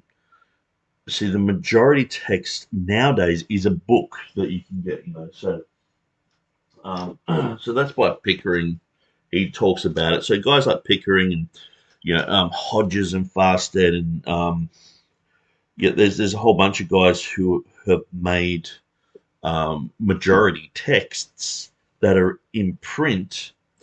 But see, the thing is, the Textus Receptus was called the majority text. When writers were writing about it, they were saying, well, in our majority text, this and that. And they were talking about the Textus Receptus. Because the vast majority of it is based upon the majority of manuscripts. There's only a few quirky little things here and there that are like, oh, that's a minority reading, or that's proof of a homoioutheton parablепsis, like I was talking about with Erasmus, and so there's only a few readings like that. Where in the critical text, there's just thousands and thousands of readings that are like that. Not based upon the majority. That nearly every variant is like, oh, hang on, that's based on like one manuscript or three manuscripts or against 1,000 sort of thing. And so these guys have no interest in the majority text. Just look at Mark, the last 12 verses of Mark. These guys will throw 12 verses out because of two manuscripts, Vaticanus and Sinaiticus. Now, there's 1,617 manuscripts that have the reading. Very well attested. Early church writings, it goes way back early. But Vaticanus and Sinaiticus don't have it, so they throw it out. See, when people say to me, oh, we throw out the Comma Johanneum because it's not in the majority of manuscripts, it's like, well, no, you don't. You throw out the Comma Johanneum because it's not in Vaticanus and Sinaiticus.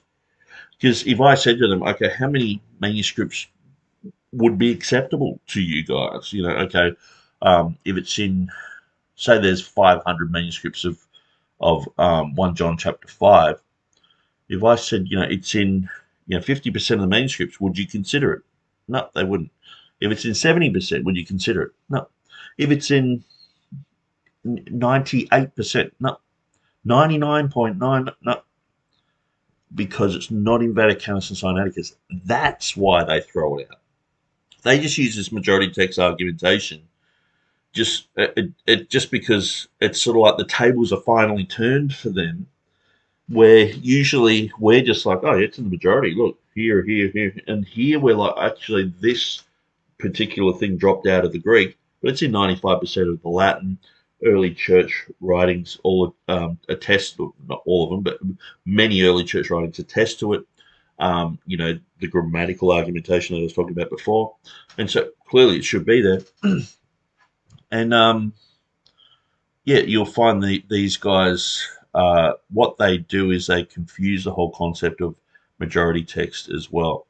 And so, anyway, I'm sort of mixing up two things here, but the last 12 verses of Mark, these guys will delete them. They'll hit the delete button on all them because of two manuscripts. And so they're not interested in the majority. When they're like, oh, that King James reading is not in the majority text, you have to throw it out. It's like, oh, okay. But they're not really interested in the majority. They will delete 12 verses out that are in the majority and that are very well attested. And so they have a barrow to push. They're pushing the Sinaiticus Vaticanus barrow. And even though Stephen Boyce will say, oh, I don't just go to those two. Well, he clearly does. And the thing is, because the Textus Receptus was called the Greek Vulgate, it was called the majority text. Then later on, when you get the majority text come along, a printed edition of it, it's like, oh, that's the majority text. But the King James doesn't match up with that. And so it's sort of like, it's become this whole thing of like, oh, the King James is supposed to be backed on the majority text, but it's not. It's got differences in it. It's like, yeah, well, you got to understand that these editions of the majority text, and they disagree with each other, are mostly based on the work of Caspar Rene Gregory. He was another Unitarian guy. But he compiled about 400 manuscripts and he collated them. And so it's based on stuff that he's written. And it's not, it was loosely called the majority text, just like the Greek Vulgate was a name for the TR, or received text. Just because someone didn't receive it doesn't mean it's not called the received text. It's just a broad name. And sometimes these are just names that scholars just gave it. It's like, oh, we'll call it the majority text or traditional text, or, it's had many, many different names, or the Syriac text. Some people like Syriac text. And so, to say, oh, yeah, that it doesn't agree with the majority text. The majority text. Okay, well, that's the printed edition that came out in the 1980s. But before that, the King James was called the majority, or the TR specifically was called the majority text. So you're dealing with two totally different categories there. Because, 20 years before the printed edition came out, you're like, well, this is the majority text, the TR. And then it's like, now we've got this printed edition. It's like, oh, they don't agree, and you can see how it's like this shell game of deception. And so, anyway, we'll let him continue. To my education, I realized, okay, the majority text is a better position, but it's not the best. And so as time went on, I started a PhD program down in Louisiana, and they brought in a new dean who took over a program there, and he was a huge fan of James White and some of these other guys, which is interesting because that school did not have that heritage. Yeah. And I would say half of them still don't. And through discussions, I ended up enrolling there. He accepted me in, and I did a PhD program that focused on canonicity and textual criticism. Now, I enjoyed the canonicity side a lot more, to be honest with you, but exploring documents like the Gospel of Thomas, the Gospel of Truth, the Gospel of Philip and Mary and Judas. I did a lot of research, have my own translation of the Gospel of Peter, and doing different data for those, and then doing my dissertation on a manuscript out in Jerusalem called Codex H. And it has some of the early fathers like Ignatius and First and Second Clement and the Epistle of Barnabas, and the Didache being the most important one that's probably in that manuscript. So that's what I did for my doctoral work. And as I explored those things, my position just naturally started sharpening itself.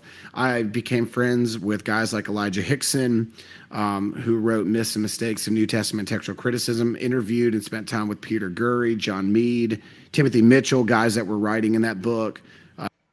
So we're going to go through all of those videos, and so if you go through my videos, I have just finished the one with Peter Gurry.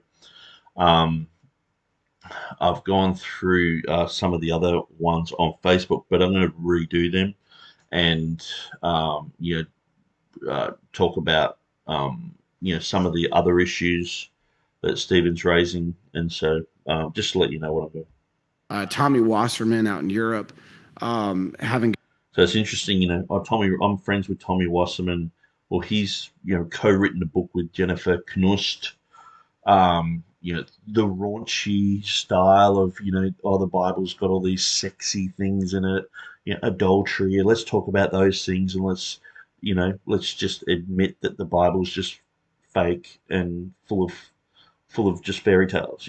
It's like that's Tommy Wasserman, and so why would you be it's like, why would you be friends with him? It's like, oh, but he's written this other stuff that's really good. And so this is the problem, is these guys then end up in the Bart Ehrman world looking for gold nuggets. Like this preacher who he debated, it is like swimming through a bunch of sewage trying to find a gold nugget. It's like, at the end of the day, if you're wading through Bart Ehrman's material, you're going through Jennifer Knust's material, you're using argumentation that's from Bengel or from Griesbach or from George Van Smith or Carlo Martini, and it's like all those guys I've just mentioned have huge issues, and but that's text criticism is like, oh, they're neutral. They have good information too that I can use and I can adopt their things. It's like, it's not neutral. You're gonna, it's like, oh, just spit out the bones. Like, you're gonna swallow a bone that's bigger than you. It's like Bart Ehrman stuff is absolutely heretical, and that was one of the things when I debated Stephen Boyce. He's like, oh, I actually agree with Bart Ehrman on this and that and blah blah blah. I'm like, man, it's what, and you think that people aren't going to go, well, Stephen Boyce reads Bart Ehrman. They're going to dive into his stuff looking for these gold nuggets, and it's like they're going to swallow a bone that's bigger than them. And I'm not saying that, everyone's just so dumb that they can't, or, spiritually undiscerning that they can't read through Bart Ehrman stuff. I've read all of Bart Ehrman stuff up until about 2014, because then it just started getting weirder and weirder. But his text critical stuff, I know it quite well, and it didn't rock my faith. There were some things I was like, oh, I'm going to go home and study that, and I'd go home and just go, man, he doesn't know what he's talking about. And especially if you listen to his stuff, anti-King James stuff, it's like, seriously, it's just sometimes these scholars who are put on a pedestal, they're quite disappointing. It's like, why does everyone like this guy, But even his first dissertation about Didymus the Blind, just read through that, and it's like, man, filled with errors. And so I just don't see the attraction. But I guess everyone is sort of like, well, we have to read Bart Ehrman stuff because he's the guy everyone's talking about. But the thing is, these guys are like, oh, we can agree with him. He said some good stuff here and there because he's a product of their camp. He's a product of Bruce Metzger. He is a text critic. People like to they conflate him with the King James only guy. Like he was in a search for absolute certainty, and so you sort of had this King James type of thing where it's all or nothing, and he went the other way. It's like, no, he was just a predictable product of doubt, of saying there's all these errors in the Bible and delete these words and place doubt on 250 verses of the Bible and thousands of words and changing it and having a new Bible come on the scene by Westcott and Hort, and because he studied into all these issues and was just like, what a mess. This isn't from God. But he's on the same side of the fence as these guys. He's like, no, Nestle Allen text is pretty good. And that they're all in agreement with that. They wouldn't say it's definitive, but he'll say that's the best we can get. So it's quite interesting. Good conversation with him about textual criticism. After getting to meet these guys, spend time with them, my position became more clear. So listening to King James Onlyism today, it's hard to, like, your debate was difficult to just sit there and listen to. I mean, you did a great job.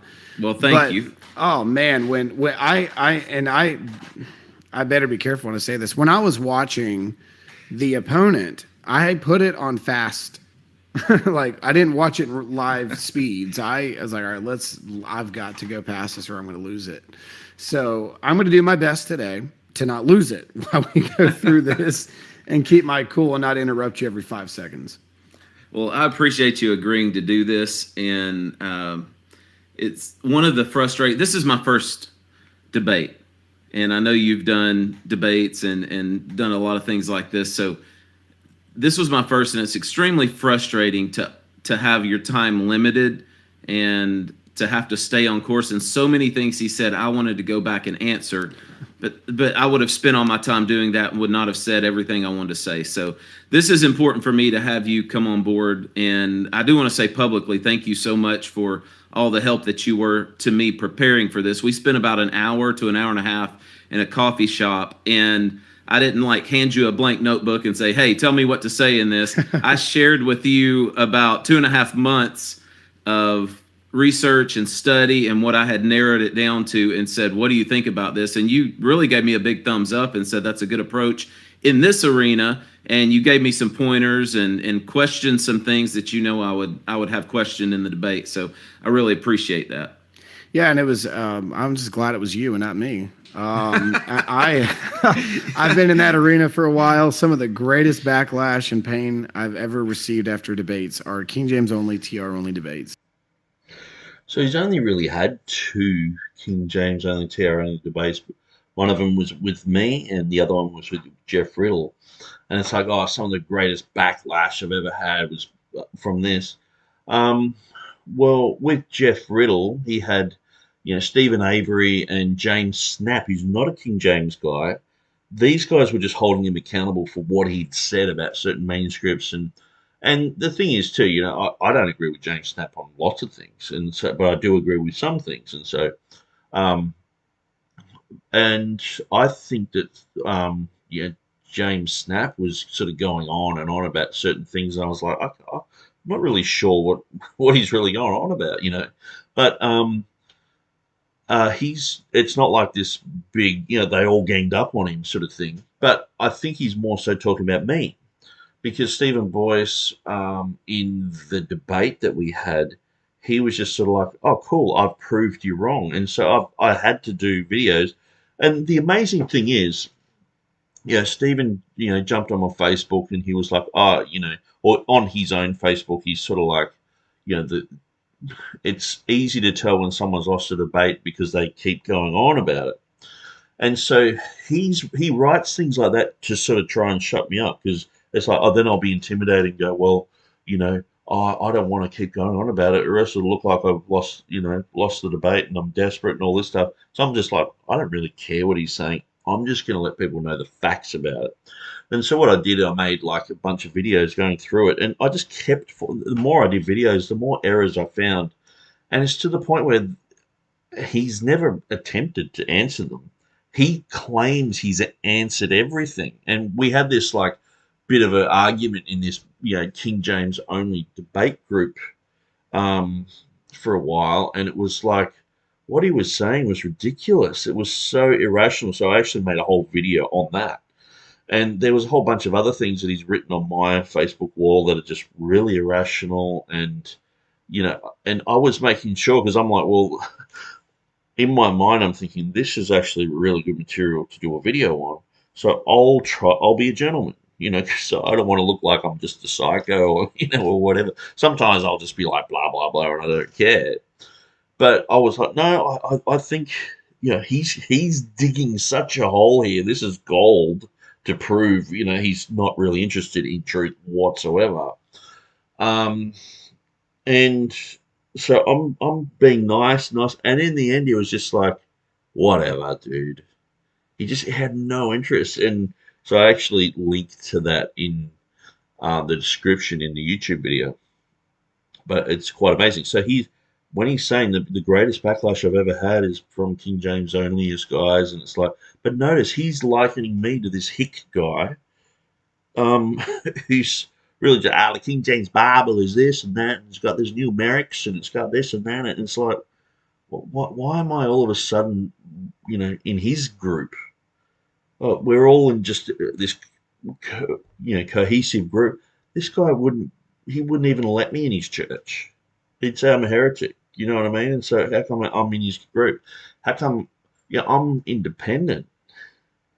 Why am I getting labeled as all these other things? Some of these other guys are like, Jeff Riddle and these guys are the Agros guys. They're Calvinists. This King James guys are totally against Calvinism, and so it's like, but they like to have the label, the tag, King James only. It's a scarecrow term just to get people away from the words of God.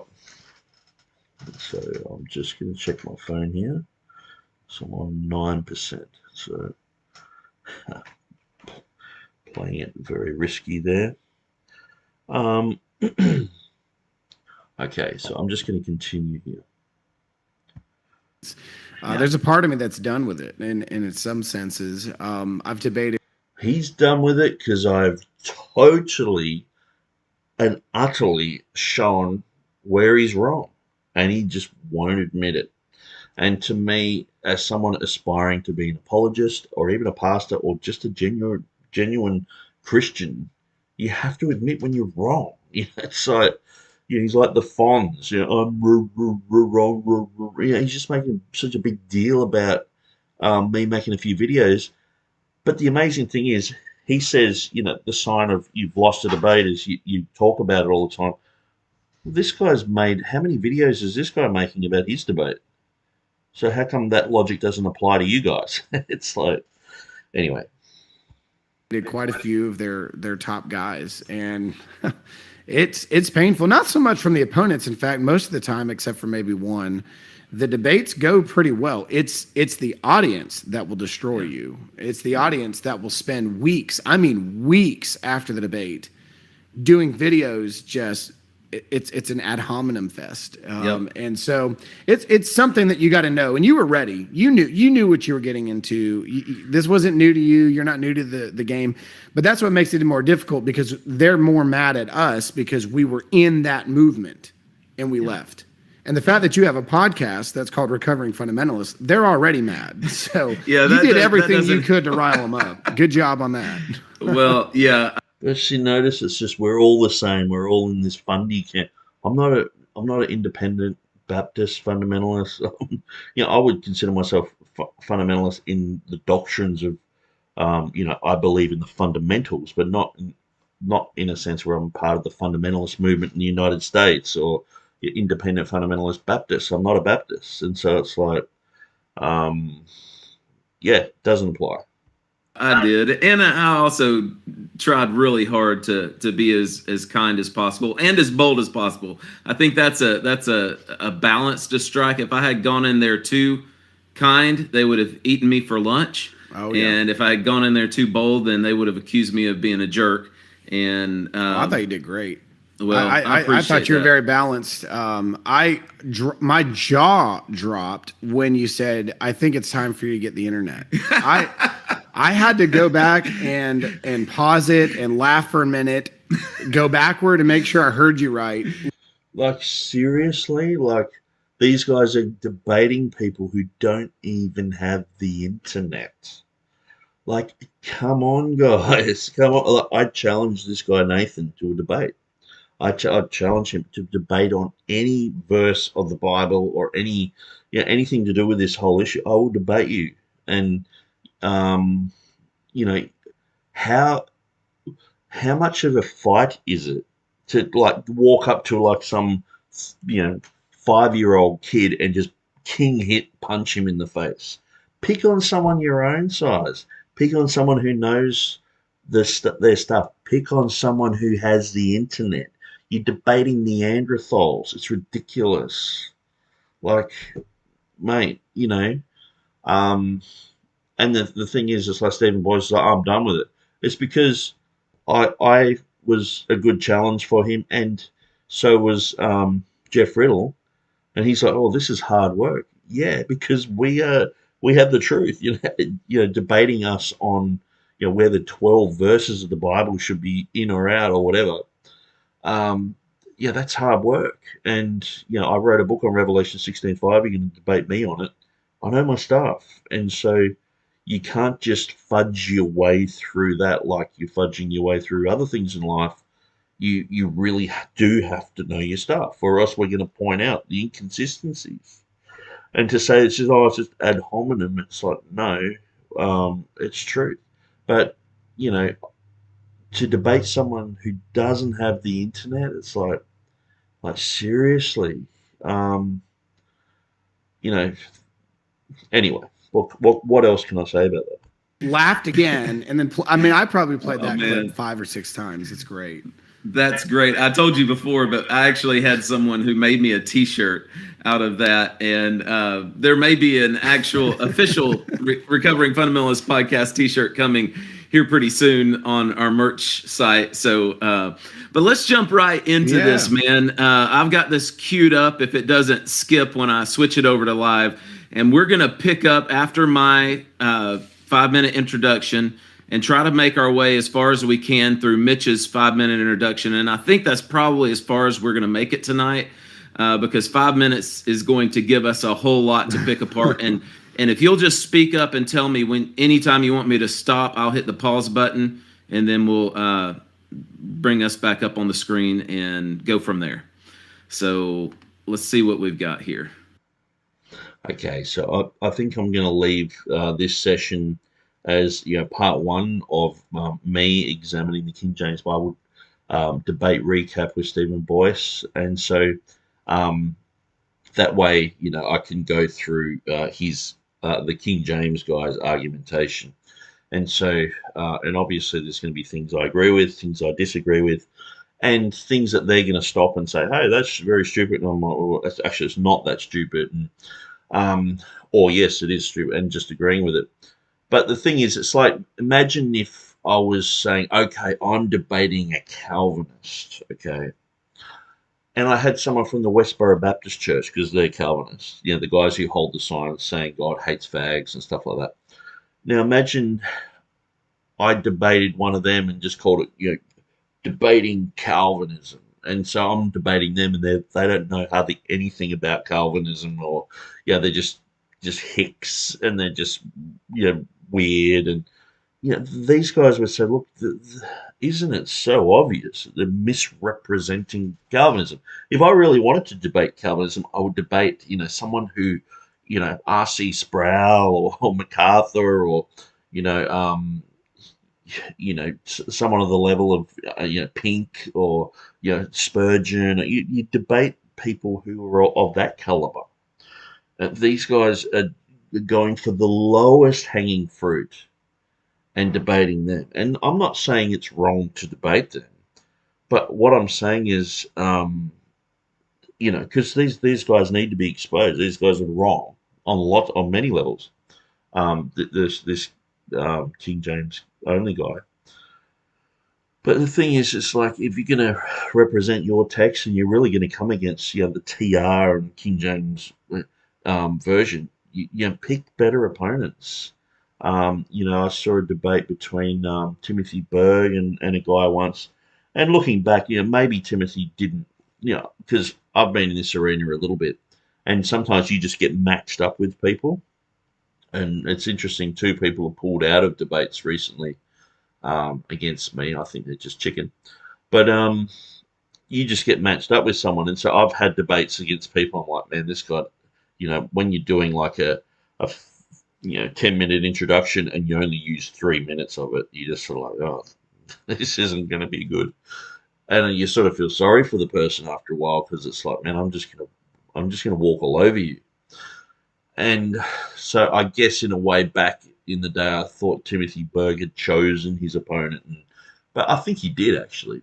But anyway, this guy, he was yeah, a nice guy and everything, but he sort of knew nothing about what he was talking about. He was just having these vague, King James is the best and all the rest of it. And in the end, it was like just a monologue of Timothy Berg just going, no, it was about the Acts chapter 8, verse 37, and so he's just saying all these manuscript stats, and this guy's like had no idea, and so I challenged him. I said, why don't you pick on someone your own size? I'll debate you, no worries. And so what I'm planning on doing is some of these debates, I'm actually going to put myself as the opponent. And so when it's introductions and all that, I'm going to go through and go, okay, well this is my argument against all that, and just sort of even cut the other guy totally out. And um, I've gone through enough of James White's material, and I guess I'm beginning to go through Stephen Boyce's material. He's got quite a few videos online now, and also Timothy Berg. I've gone through a bit of his stuff, and uh, what's that guy's name? Anyway, I believe that if I was in a debate situation, I would easily win. But some of these guys just simply won't debate me, and so what I'll do is I'll just organise the debate myself. And so even I was listening to James White debate D.A. Waite back in the early '90s. So what I'm going to do is instead of D.A. Waite answering, I'm going to have James White saying all these things, and I'm going to answer. And it's quite amazing when you go through his early stuff. It's like nowadays nothing that he said would fit. Everything is being totally answered, like adequately. It was only just back then. It was like there's no internet, and DO8 sort of like, well, I just trust in the faithfulness of the Bible, and James White sort of like trying to tear him apart on this thing here and this thing there, and it's like, man, we have really good argumentation against those claims today, and so it would be interesting just to have James White asking me, and I thought of even doing those, how you can do those mouth over things, maybe I can pretend to be D.A. Waite part two or something, and just have a picture of him and his mouth moving, and you probably pick up on the Australian accent, though. That's the problem. But yeah, that'll be an interesting thing to do. But so I've got a whole bunch of ideas, and I'm listening to a bunch of stuff at the moment to deal with all this information coming through. So we've got 8 people watching at the moment. So hey guys, how you doing? Yeah, leave us comments if you want to comment. Um, Hopefully this is still streaming. Hopefully there's been no problems, but we're going to pick it up from where they begin with the other King James guy. So obviously you can probably tell I'm getting a little bit tired. It's just on midnight here. I've got to be up at work at 6 o'clock in the morning, so I get about 5 hours sleep. But that's cool. That's what caffeine's for. And so I'll leave you guys. God bless you, and I'm going to shut this down if I can. Live streaming, end stream.